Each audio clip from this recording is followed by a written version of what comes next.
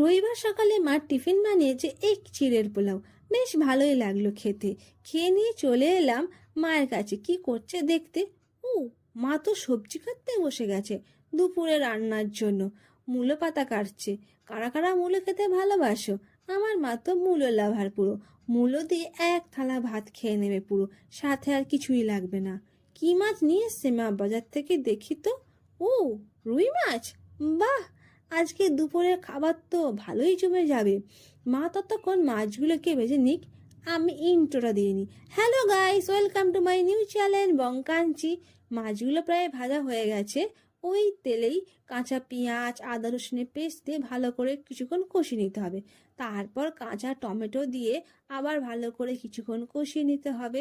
পরিমাণ মতো নুন হলুদ দিয়ে আবার ভালো করে কিছুক্ষণ কষিয়ে নিয়ে অল্প একটু উষ্ণ গরম জল দিয়ে আবার ভালো করে